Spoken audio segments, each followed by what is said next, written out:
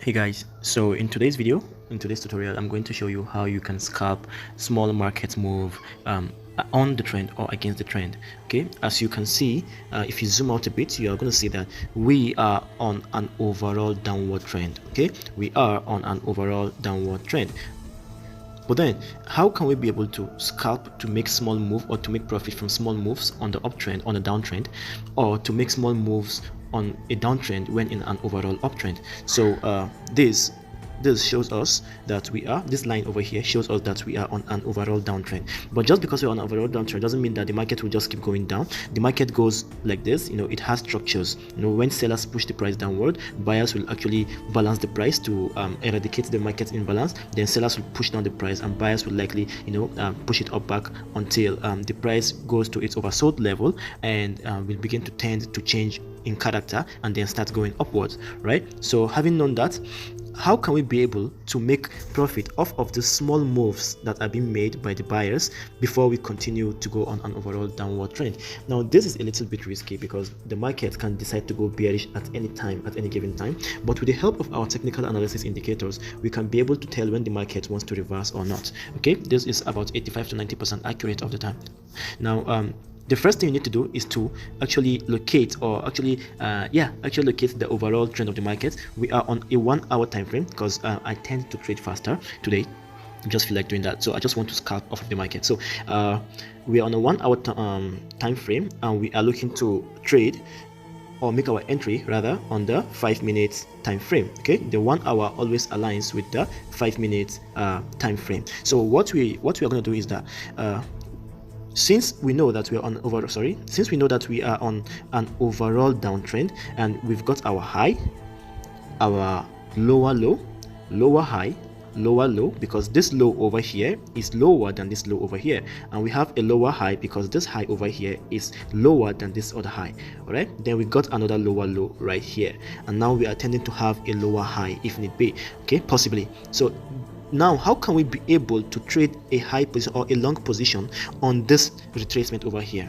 How can we be able to trade this long position on this retracement? The first thing you need to consider is the MACD. Okay, the first thing you need to consider is the MACD. Now, as you can see, the MACD is trying to tell us that the market or the momentum of the buyers and sellers are both weak because it's not printing high signals. Okay, when the histogram, the bigger the histogram, the more confident you are to enter into the market. But then the smaller the histogram, the less confident you are to actually enter into the market. Okay, so you have to trade with caution when trading against the trend, and in general when scalping.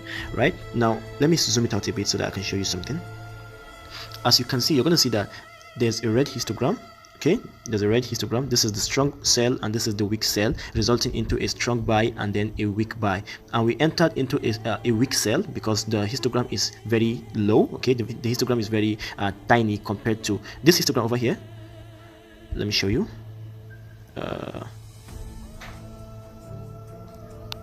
This histogram over here, this red one, is low in size, or is small in size compared to this one. All right, on an advanced level, normally traders will do something like this. We'll just draw a line just like this.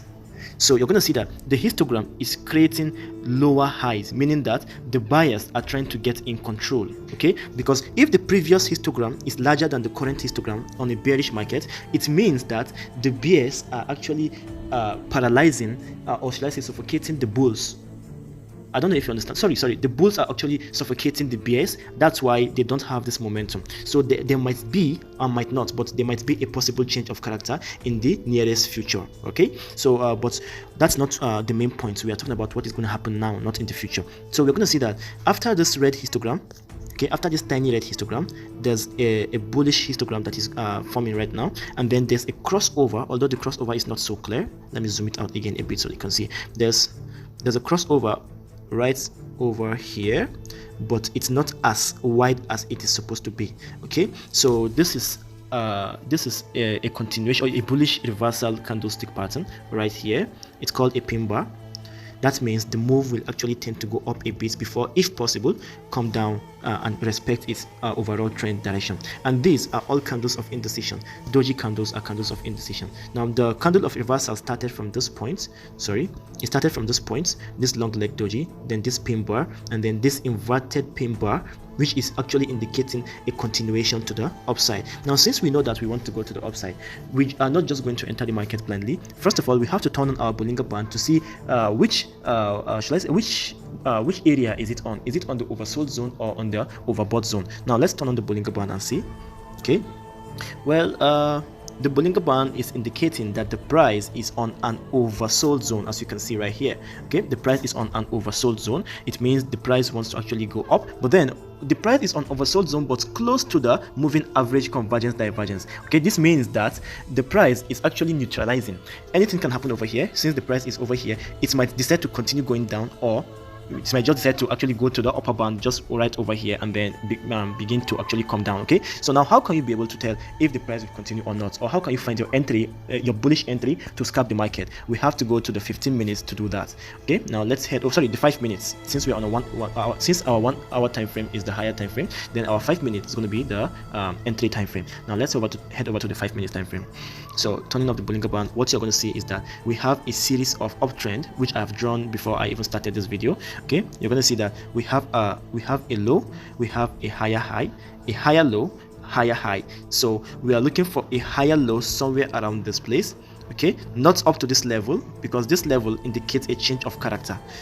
Okay, this level of higher low right here indicates a change of character. So if this price, this current price, were to go below this level and close, if the candle was to close up below this level and then retest over here, then we'll say that we are on a bearish continuation. That is our original overall trend line direction on the 1 hour time frame, right? So now we are anticipating that no matter how low the price is going to go, it will not go as low as this point. So if you are to go downwards, for instance, then your stop loss is going to be somewhere around here, because if the stop loss actually exceeds this level, then it is a possible change of character. It's no longer an uptrend. Okay, so how can we benefit from this uptrend, or this previous uptrend that we have seen on the 1 hour, which might reverse since it has reached the middle band, or might just go up if the bulls are strong enough to push it to the upside?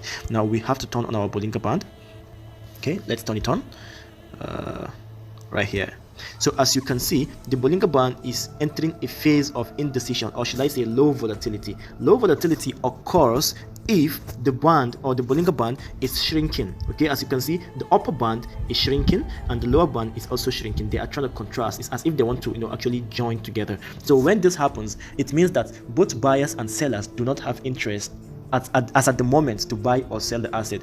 And after a shrinkage, what actually occurs is a breakout either to the top or a breakout to the bottom. We are going to expect a breakout to the bottom because we are on an overall trend line. But if, for instance, the breakout to the bottom occurs but it fails to break this level, then we are going to say that it will just only go a little bit below and then touch the middle band of the Bollinger Band, which must have formed like this, and then continue its upward retest like we saw on the 1 hour. So this is where you're going to have your entry, okay, when the Bollinger Band aligns with the MACD crossover. Because after the red histogram has finished forming, what you're going to see is a formation of a new green histogram slope that will actually occur to confirm the upward move right here. Okay, so now all we have to do right here is to wait for this moment of volatility to continuously occur until the breakout surfaces, right? So this is going to be a consolidation. Let me bring out my rectangle so you can see this point right here is a consolidation zone. Okay, let me paint it yellow. So this point right here is a consolidation zone, and I believe that price is going to actually bounce using this place as its support and this place as its resistance. So price will just bounce a little bit before it goes down and continue to go up, and then respect its downward direction if the bulls are not ready or strong enough to collect the market from the sellers, right? So all we have to do now is wait. Okay, wait for a breakout. Just keep an eye on the MACD. Okay, keep an eye on the MACD and then keep an eye on the Bollinger Band until this breakout occurs. Now, like I always used to tell you guys, trading is 90 to 95% waiting. You just have to keep waiting and waiting. That's what makes it boring. It's a boring way to make money. All right, it's very boring. You just have to sit, watch the charts, put on a reminder, set an alarm. If price touches this level, then remind me so I can come to the market and then buy or sell, depending on the overall time frame. Okay, so it's a little bit boring, but if you're actually up for the money, you will be able to see that the waiting will cause you no loss, little to no loss, and then the waiting is what actually give the whole game that worth of having easy money. Okay, so we just have to keep waiting. As you've noticed, the video or the profit we made yesterday was as a result of waiting for like 2 days. I was waiting for Solana to actually hit that level so that my strategy can align with the market condition, and then actually go as I expected it to go. So we are not going to be anticipating, or we are only going to anticipate before we enter into the trade, but we just have to follow the direction of the markets. So guys, as you can see, we are on our 1 hour time frame, and then the price is beginning to tend to move away from the middle band, which is the moving average band, which is the MA20, and then we have a crossover right here. Okay, the MACD line has crossed over the signal line. Okay, the blue line has crossed over the yellow line to the upside, meaning that the bulls are getting into the market, and then we have green histogram slopes printing. This is indicating that we are now on a bullish phase. Okay, it means that the price will likely get to this level. Okay, now on our 5-minute time frame, let's see what it has to say. As you can see, we have a breakout like we anticipated. Okay, we have a breakout from this point right here, and the confirmation candle is still forming. Okay, the confirmation candle is still forming, and we are just 2 minutes out, or 2 minutes away from this candle to finish forming right here. Okay, and we also have a bullish crossover right here. The blue line is above, oh sorry, yeah, has crossed above the yellow line, and then we have a new histogram bar that is printing green. Okay, so we came from the strong buys, weak buys, strong sell, or should I say average sell, because it came with both strong and weak sells, and then we got a pure weak sell over here, and now we are on a new bullish phase right here. So this is the time for us to enter into the market and see if we're going to be profitable in the long run or not. So guys, as you can see, after the breakout, I waited for like 20 minutes since we're on the 5 minutes time frame, and then each candle prints after every 5 minutes. So the breakout came, and then there's a retest, making this whole rectangle serve as a support now, not a resistance, right? Making the whole upper part of the rectangle as a support, not a resistance. And we can see a very strong green candle forming, indicating that there's going to be a continuation over here. And then down below, you're going to see that the MACD, the buy signal, is getting stronger, and then there's a crossover. And then I know some of you might say, okay, but the price is not at the lower band of the Bollinger Band. Yes, the consolidation started from here. Okay, it started from here, and then the price went to this oversold zone, and then the oversold zone resulted to the breakout. So it might necessarily not start from the lower band of the Bollinger Band. As you can see, we entered at the confirmation, and we have just made a profit of 1.6 USDT within 2 to 3 minutes using a capital of just 200 USDT, and I am planning to hold this trade till it gets to 5%, so I can get at least maybe $12 to $15 for just this trade.